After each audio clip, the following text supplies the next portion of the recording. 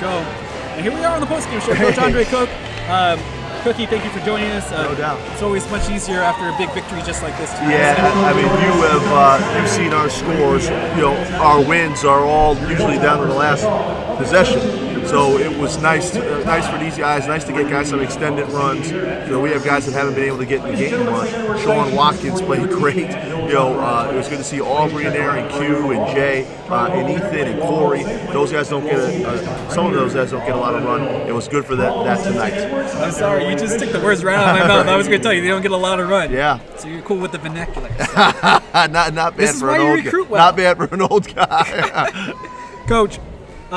Obviously, the scoreboard tells you 94-46, but you're always worried when you take on a team like OPSU. Absolutely. Just because you don't know what they're going to bring to you that night. And, of course, tonight, at the very beginning of the game, they gave you their best shot. Yes, they did. And they had some confidence. I mean, they just played Lubbock Christian to a 4-point game. Marquavius Williams had the ball down 2, took a 3 with 10 seconds to go. So they had a chance to beat Lubbock, who I was just told just beat Permian Basin. Mm-hmm. So, you know, they're tied for first place. It's going to be a first place showdown on Saturday. So Lubbock is a good team, and Oklahoma Panhandle played good, and they hung with us for about 12 minutes, 14 minutes, and we got a little extension there at the end of the first half. Just in case for those people that don't get to follow the squad all the time, you guys had a pretty decent road run. You guys had that overtime win in Dallas Baptist. Terrific win. And then you guys went on to the next game and won that one. It was just that third game against St. Mary's. I mean, you guys were pretty much at the end of your road trip. You guys got that little rest on the weekend, but still wasn't enough to get ready from that 2-game swing. Absolutely. It was a tough week. You know, and I said this, and I'm not looking for anyone to,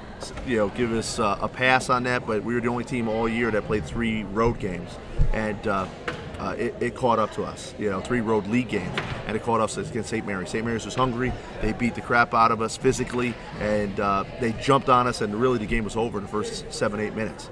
And but it was good for those guys. The timing, you know, I'm not knocking anyone, but the timing of this game was good, and it was a good bounce back. Well, it was also just a great performance by all your players. They could easily just not showed up, knowing the Aggies' record as they're toward the bottom of the conference. But you guys are playing for that first place spot. Yep. Guys looking to host a Heartland Conference tournament, which I would love to see. I haven't seen one just yet. I don't like leaving Austin. I love Austin. Coach, besides Watkins, I think you can safely say McBulu again. Yeah, another nice, quiet game because he didn't have to play so many minutes tonight. No, it's good because those guys, you know, we just talked about before the game smash about how practices are going to be 60, 75 minutes, and to save these guys' bodies, Frank's playing 35 minutes a game. Leading the conference. Leading the conference at 35 minutes a game. And a lot of guys, Trey Lindsay, we know his history with the injuries and other guys, so it was good for them to get a break.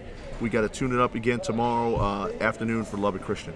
Well, Coach, going into that game, what do you expect Lubbock Christian to bring to the table against your very hot squad right now? They're very well coached. They'll run as good a motion as we see. You filled the draft too. I'm sorry, I didn't mean to cut you. I know. All of a sudden it got really cold.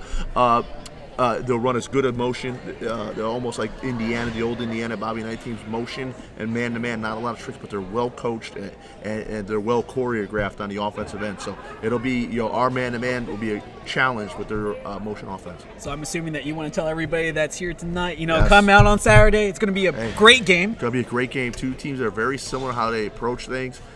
2 teams are 7-2 now, first place. If we win that one, we'll be an 8-2 over the first rotation. We'll be in first place by ourselves. Hey, Coach, it's looking good this season. Congratulations to you on the big victory tonight. Sounds good. And good luck to you on Saturday. Always good to see you. Thanks, man. You look sharp. Thank you, Coach. Always good to have Coach Andre Cook join us here on the post-game show and actually talk to him at any time. One of the best interviewers. Best interviews here on the Hilltop. So once again, folks, the Hilltoppers running away with this one. 94-45, Coach Andre Cook. He can sleep well tonight, along with the rest of his players and his coaching staff. For everybody here, our public address announcer, Daryl Lee Fisher, Assistant Athletic Director, Greg Cooper, Sports Information Director, Logan Lawrence, excuse me all about that. It's been a long day. I'm Justin Simmons, the Smash. I'm glad to have been here with you tonight. Back-to-back games, both wins for the Hilltoppers is always looking good, and both teams still sitting in first place on top of the Heartland Conference. Good night, everybody. Have a safe week.